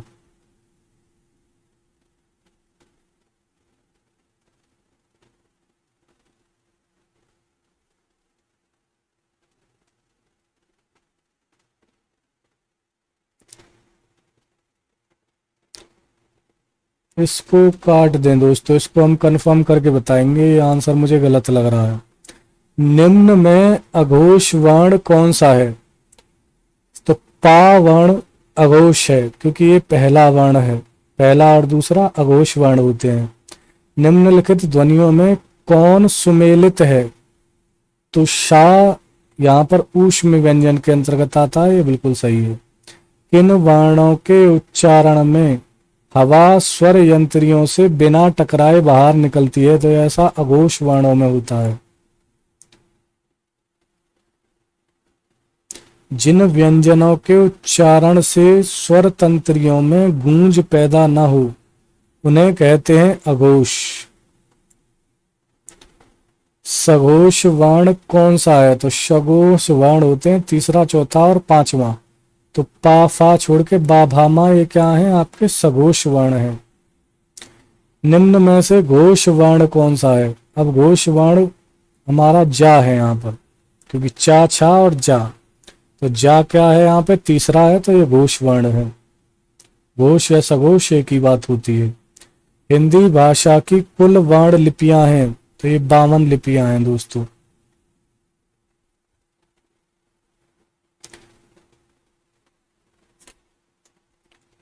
एक 145 पे आए दोस्तों, वा वर्ण दंतोष्ठ है।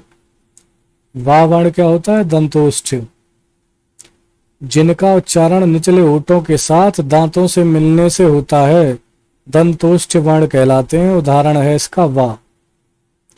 जिन ध्वनियों की गणना न स्वर में की जाती है और न ही व्यंजनों में, उन्हें अयोगवाह कहा जाता है। अयोगवाह कहा जाता है, विसर्ग को अयोगवाह कहा जाता है। हिंदी वर्णमाला में अंग, अंग ये क्या है? ये अयोगवाह कहलाते हैं। जीवा के आधार पर स्वर कितने प्रकार के होते हैं? तो जीवा के आधार पर स्वर 3 प्रकार के होते हैं, जिनको यहाँ बांटा गया है। अग्र स्वर, मध्य स्वर और पश्च स्वर। अग्र स्वर के अंतर्गत आते हैं छोटी ई, बड़ी ई, छोटी ए, बड़ी ई। मध्य स्वर के अंतर्गत छोटा, पश्च स्वर के अंतर्गत जितने भी बचे कुछ स्वर हैं वो सब पश्च स्वर के अंतर्गत आते हैं, जैसे छोटा ऊ, बड़ा आ, छोटा ओ, बड़ी ओ और औ, ये सब क्या है आपके, ये पश्च स्वर हैं। अब जीवा की ऊंचाई के आधार पर अगर बात की स्वर के भेद किए जाएं तो ये 4 प्रकार के हैं, संवृत, अर्ध संवृत, विवृत, अर्ध विवृत। ओठों की आकृति के आधार पर अगर बात की जाए तो स्वरों के 2 भेद होते हैं, वृत्ताकार गोलित स्वर, आवृत्ताकार अगोलित स्वर। वृत्ताकार के अंतर्गत छोटा ऊ, बड़ा ऊ, छोटी ऊ, बड़ी ओ और औ, जबकि आवृत्ताकार के छोटा, बड़ा, छोटी, बड़ी, छोटी ए, बड़ी। अयोगवाह कहा जाता है, अनुस्वार एवं विसर्ग को अयोगवाह कहा जाता है। जैसा कि आप जानते हैं कि अंग और ये विसर्ग को अयोगवाह कहा जाता है। तो आज के लिए बस इतना ही दोस्तों। कल फिर से हम 151 से लेके और 200 तक एक बार देख लेते हैं। इसमें कितने 208 क्वेश्चन हैं दोस्तों। तो कल आपका वर्ण जो ये आपका चैप्टर है ये पूरा कंप्लीट हो जाएगा। उसके बाद आप इसका रिवीजन बार बार करें ताकि ये आपको चैप्टर रट जाए दोस्तों। और यकीन मानिए इससे 3 से 4 क्वेश्चन हर एग्जाम में देखने को मिलते हैं। तो जब तक के लिए बने रहिए हमारे चैनल के साथ। आप सभी का बहुत बहुत धन्यवाद। ज़्यादा से ज़्यादा लोगों को आप इस चैनल को शेयर करें, सब्सक्राइब करें और लाइक करें वीडियो को देखने के। नमस्कार दोस्तों, आप सभी का स्वागत है आपके अपने चैनल सरकारी स्टडी में। चलिए शुरू करते हैं आज की वर्ण की चौथी वीडियो, जो कि 151 क्वेश्चन से लेके और आज हम इस चैप्टर को ख़त्म कर देंगे। आइए शुरू करते हैं। ऐसी कौन सी 2 मात्राएं हैं जिनका प्रयोग तो किया जाता है किंतु उनका समावेश स्वर में नहीं किया जाता? तो ये अंग और अंगा होती हैं दोस्तों, क्योंकि ये क्या कहे जाते हैं, ये अयोगवाह कहे जाते हैं। एक मिनट।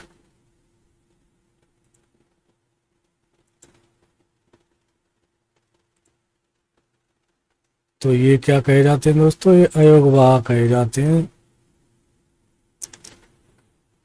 हिंदी वर्णमाला में अयोगवाह वर्ण कौन से हैं? तो ये अंग और अंगा को अयोगवाह कहा जाता है। इनमें अयोगवाह स्वर हैं। तो ये जो अंगूर वाला अंग होता है इसको हम अयोगवाह कहते हैं। अंग और अंग अयोगवाह कहलाते हैं।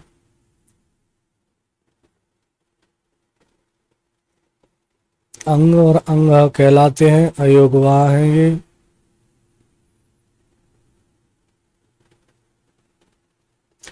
केंद्रीय हिंदी निदेशालय ने हिंदी की मानक वर्णमाला में मूलतः कितने स्वर और व्यंजन ध्वनियों को स्थान दिया है? 11 और 35। केंद्रीय हिंदी निदेशालय जो है इसने 11 स्वर और 35 व्यंजनों को आपकी वर्णमाला में स्थान दिया है। इसका डिस्क्रिप्शन एक बार देख लेते हैं। केंद्रीय हिंदी निदेशालय ने हिंदी की मानक वर्णमाला में मूलतः 11 स्वर और 35 व्यंजन ध्वनियों को स्थान दिया है, जिसमें 2 डा और ढा आगत ध्वनियां भी शामिल हैं। अब उसके अन्य महत्वपूर्ण तथ्यों की अगर हम बात करें तो हिंदी वर्णमाला में 11 स्वर और 33 व्यंजन होते हैं, 2 आगत व्यंजन, 2 अयोगवाह और 4 संयुक्त व्यंजन। इस तरीके से 52 वर्ण बनते हैं। निम्नलिखित में से पार्श्विक ध्वनि कौन सी है? तो पार्श्विक ध्वनि ला को कहा जाता है। ला क्या है? हमारी पार्श्विक ध्वनि है। जिन व्यंजनों के उच्चारण में जीभ तालु को छुए किंतु बगल पार्श्व में से हवा निकले उन्हें पार्श्व ध्वनि कहते हैं। हिंदी में केवल ला व्यंजन पार्श्विक ध्वनि है। इनका कहने का मतलब है कि जिन व्यंजनों के उच्चारण करते समय जीभ तालु को तो छुए लेकिन इसके हवा इसके बगल से होते हुए निकले, तो ये क्या कहलाती है? पार्श्विक ध्वनि। और ये ला ही एकलौती ऐसी ध्वनि है। डा और ढा को कहाँ से विकसित को कहा जाता है? तो ये विकसित ध्वनियां हैं जिनमें बिंदी लगी होती है नीचे। चा छा जा झा उदाहरण हैं, तो ये क्या है, ये स्पर्श और संघर्षी व्यंजन के उदाहरण हैं। पक्षी में कितने व्यंजन हैं, तो पक्षी में 3 व्यंजन होते हैं, पा का और शा षटकोण। और अगर स्वरों की बात की जाए तो 2 स्वर भी होते हैं, छोटा आ और बड़ी ई। किस शब्द में पंचम अक्षर का प्रयोग नहीं है, पंचम अक्षर का प्रयोग किस में नहीं है, तो ये है आपका अंगूठी। अंगूठी शब्द में पंचम अक्षर का प्रयोग नहीं है। हिंदी में पंचवर्गीय व्यंजनों के अंतर्गत 5 व्यंजन इस प्रकार हैं, ड, ज्य, ण, न तथा मा। ये नासिक्य ध्वनियां कहलाती हैं, और यही क्या है, ये पंचम अक्षर कहलाता है, जो पीछे आता है सबसे लास्ट में। वर्ण के कितने भेद होते हैं, तो वर्ण के 2 भेद होते हैं, एक स्वर, दूसरे व्यंजन। कामता प्रसाद गुरु ने बाह्य प्रयत्न के अनुसार व्यंजनों के कितने भेद माने हैं, तो व्यंजनों के 2 भेद होते हैं, स्वर और व्यंजन।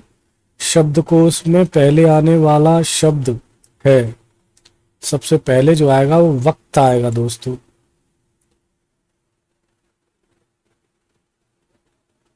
निम्नलिखित में से किसके अभाव में हम पढ़ नहीं सकते, तो वर्णमाला अगर नहीं होगी कि तो उसका ज्ञान नहीं होगा हमें, तो हम नहीं पढ़ सकते। तो वर्णमाला की क्रमबद्धता का ज्ञान। रा प्लस मा का रूप को अगर हम जोड़ते हैं तो म्र कहा जाता है, ये इस तरीके से लिखा जाएगा, रा ऊपर उड़ाकर। अनुनासिक व्यंजन कौन से हैं, तो अनुनासिक व्यंजन आप सभी को पता है, जो पंचमाक्षर होता है वर्ग का, वो अनुनासिक कहलाते हैं, जो कि कहलाते हैं ये डा, ज्या, अणा, ना और मा। हिंदी में अनुस्वार किस ध्वनि का सूचक नहीं है, तो अनुस्वार जो है किस ध्वनि का सूचक नहीं है, तो या का नहीं होगा, क्योंकि इसमें अंक की बिंदी की कोई भी यहाँ पर ध्वनि सुनाई नहीं देती। इनमें से कौन सी देवनागरी लिपि की वर्ण ध्वनि नहीं है, तो ग्रीवा ध्वनि जो है वो देवनागरी की नहीं होती, जबकि मूर्धा, दंत, मूर्धा कहें, दंत कहें या आपका कंठ कहें, ये सारी वर्णमाला की ध्वनियों के नाम हैं। हिंदी की स्पर्श, घोष, महाप्राण, ओष्ठ व्यंजन ध्वनि कौन सी है, तो ये भा को कहा जाता है। सबसे इसको आसान तरीका है पहचानने का दोस्तों, कि सबसे पहले हम चेक करें कि महाप्राण और अल्प प्राण कौन कौन सी हैं इसमें से। तो आपने पढ़ा ही है कि पहला, तीसरा और 5वां अल्प प्राण होते हैं, यानी कि दूसरा और चौथा क्या होंगे, आपके महाप्राण कहलाएंगे। तो पा, फा, भा।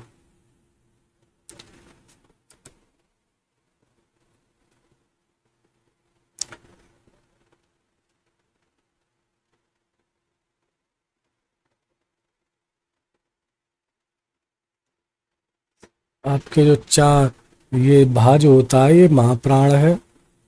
और अगर घोष की बात की जाए तो घोष हमने अब पढ़ाया था आपको कि घोष या सघोष जो होता है वो एक ही बात होती है। तो जो आपका पहला और दूसरा अक्षर है वो अघोष है, पा और फा, और बाकी जो होते हैं आपके वो घोष हैं, पीछे वाले तीनों, जो कि भा है। अगर था को देखें तो ता के बाद था आ जाता है, तो ये नहीं हो सकता। ता के बाद ठा आ जाता है, नहीं होता। अब बचा सिर्फ भा और हा, तो शा, शा, शाह, हा, यानी कि हा भी है इसमें। तो अब हमें अगली चीज चेक करनी पड़ेगी। अब इसमें कहा है स्पर्श, तो स्पर्श में हा नहीं आता है दोस्तों, तो ये भा आपका आंसर हो गया। आधुनिक व्याकरण की दृष्टि से वा वर्ण, वाई है ना ये, हाँ, वा वर्ण का वैशिष्ट्य क्या हो गया, तो वा वर्ण जो है ये दंतोष्ट है, स्पर्श है, अल्प प्राण है, घोष है और निरनुनासिक है। का व्यंजन के विषय में निम्न में से कौन सा सही है। का के विषय में अगर हम बात की जाए तो सबसे पहला तो हम ये चेक करेंगे कि ये कंठ्य ध्वनि है, तो यहाँ तो आ ही नहीं रहा था, तो ये वाला जो होता हमारा वो कैंसिल हो जाता। का की अगर हम बात कर रहे हैं तो उसके बाद फिर हम वही चेक करेंगे जो हमें मिल रहा है। स्पर्शी है, बिल्कुल है, स्पर्शी इसमें भी है, इसमें स्पर्शी नहीं है तो ये भी कैंसिल। अब आ जाते हैं ऊपर के दो रह गए हमारे पास। अब अल्प प्राण और महाप्राण चेक कर लेते हैं। तो अल्प प्राण यानी कि पहला, सबसे पहला ये तो अल्प प्राण तो ही है, तो पहली बात सही हो गई। पाणिनीय शिक्षा में ध्वनियों को वर्गीकृत करने में कौन से 5 आधार स्वीकार किए गए हैं? ध्वनि को वर्गीकृत करने के लिए 5 आधार हैं। स्वर, उसके बाद काल, फिर स्थान, फिर प्रयत्न, फिर अनुप्रदान।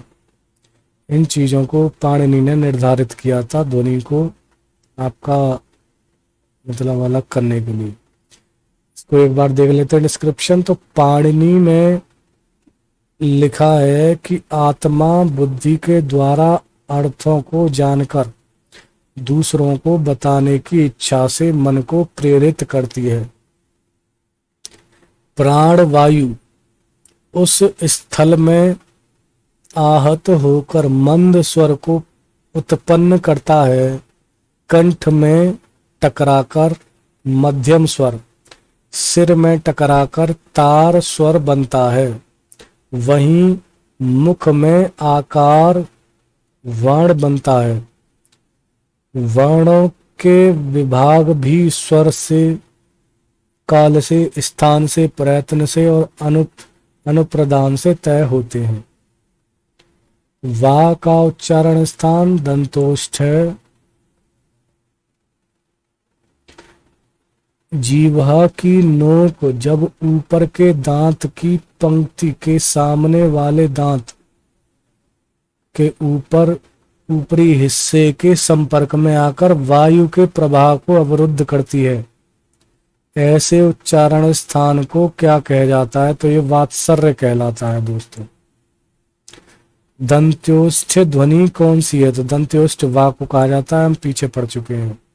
हिंदी शब्दकोश में छा का क्रम किस वर्ण के बाद आएगा? तो का के बाद आता है। प्रा में पूर्ण वर्ण है। प्रा में कौन सा वर्ण पूर्ण है? तो रा पूर्ण है। ये जो रा दिख रहा है ये पूर्ण है।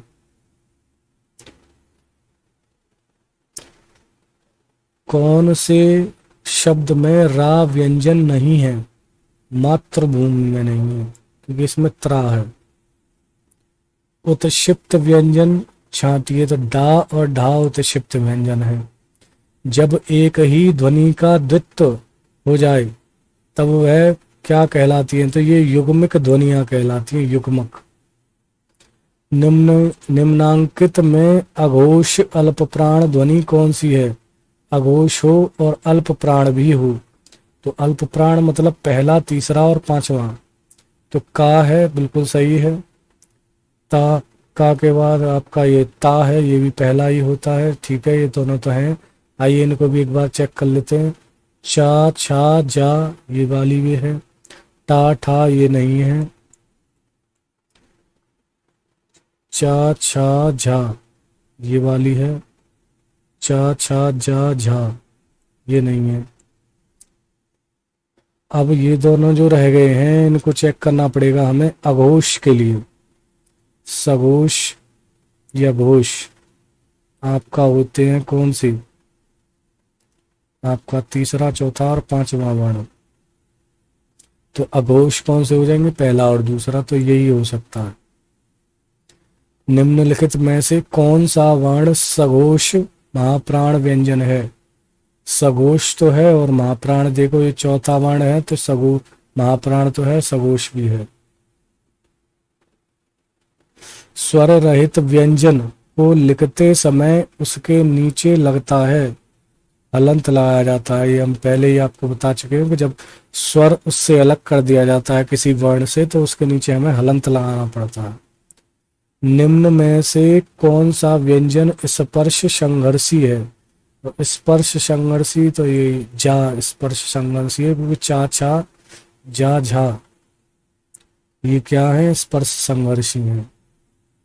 सभी स्पर्श व्यंजन कौन से समूह में आते हैं, तो ये कचट तप कहते हैं, या तप कचट तप को जगह पद कर दिया है, लेकिन ये हैं दोनों अलग अलग वर्णों से, तो सारे आ गए इसमें। निम्न में से कौन सा व्यंजन संघर्षी है, तो ये संघर्षी है हा। ऊष्म संघर्षी इनको कहा जाता है, शाह ऊष्म संघर्षी है। संघर्षी व्यंजन हा है।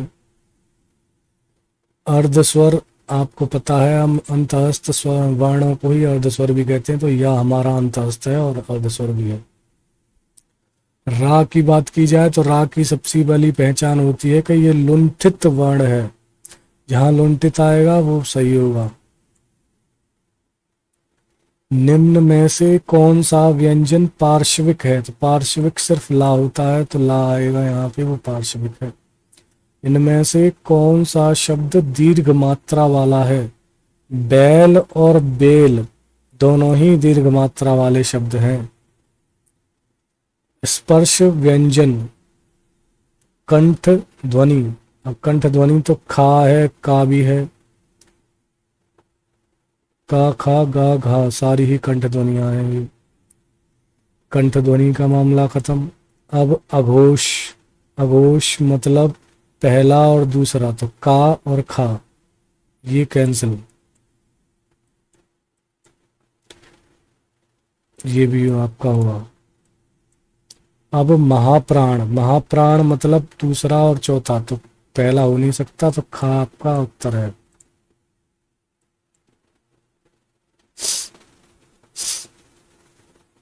स्वर तंत्रियों के आधार पर व्यंजनों को कितने वर्गों में बांटा गया है, स्वर तंत्रियों के आधार पर 2 वर्गों में बांटा गया है, घोष और अघोष। हिंदी वर्णमाला में छा से डा के ठीक बीच में कौन सा अक्षर है, छा और डा के बीच में ज्या आता है। अंतःस्थ और ऊष्म वर्ण कौन से कितने हैं, अच्छा जो अंतःस्थ भी हैं और ऊष्म भी हैं, तो ये 8 हैं, 4 दोनों तरह के। हिंदी शब्दकोश में का के बाद छा को रखा गया है। काकल्य ध्वनि कौन सी है, तो हा को काकल्य ध्वनि कहा जाता है। मानक रूप वाला वर्ण नहीं है, इसको भक्त, ये जो लिखा गया है मानक रूप का वर्ण नहीं है। उच्चारण की दृष्टि से संबल ध्वनि का कौन सा वर्गीकरण है, संबल ध्वनि आपकी संप्रक्त ध्वनि है। प्रत्येक शब्द की वर्तनी के सभी वर्णों को उसी क्रम में अलग अलग दिखाना क्या कहलाता है, ये कहलाता है आपका वर्ण विच्छेद। वा व्यंजन है, अंतःस्थ व्यंजन होता है वा। प्रसन्नता शब्द में कौन सी ध्वनि है, तो ये युग्मक ध्वनि है। वर्णों को क्रम पूर्वक अलग करना कहलाता है, ये वर्ण विच्छेद कहलाता है। उच्चारण की दृष्टि से वा ध्वनि है, तो ये वा दंतोष्ठ है। निम्नलिखित ध्वनियों में कौन सी दंतोष्ठ है, तो वा आपकी दंतोष्ठ है। निम्नलिखित में कौन सी व्यंजन ध्वनियां स्पर्श संघर्षी कहलाती हैं, तो चा छा जा झा ये स्पर्श संघर्षी हैं। डा और ढा ध्वनि के विषय में कौन सा कथन शुद्ध है, तो ये मूर्धन्य ध्वनियां होती हैं, ये शुद्ध बात है। इसी के साथ दोस्तों आपका जो ये पहला चैप्टर हमने किया है वर्णमाला, ये आपका खत्म हो चुका है। कल से अब हम अगला चैप्टर आपका शुरू करेंगे। वीडियो पे बने रहने के लिए आपका बहुत बहुत धन्यवाद। आपसे रिक्वेस्ट है कि इस चैनल को ज़्यादा से ज़्यादा लाइक करें, सब्सक्राइब करें और शेयर करें, ताकि आपके लिए इसी तरीके से हम अच्छे अच्छे वीडियोस बनाते रहें। दोस्तों आप सभी से कमेंट करके आज मैं ये भी पूछना चाहता हूँ कि अगर आप किसी और सब्जेक्ट की वीडियोस भी चाहते हैं तो प्लीज़ कमेंट करें, या फिर आप चाहते हैं कि हमारे पढ़ाने जिस तरीके से हम पढ़ाते हैं उसमें अगर कोई सुधार किया जाए तो उसके लिए भी आप कमेंट करके बता सकते हैं। आपके हर एक सुझाव को मैं खुद पढ़ता हूँ और उस पर हम सुधार करने की कोशिश करते हैं। बहुत बहुत धन्यवाद।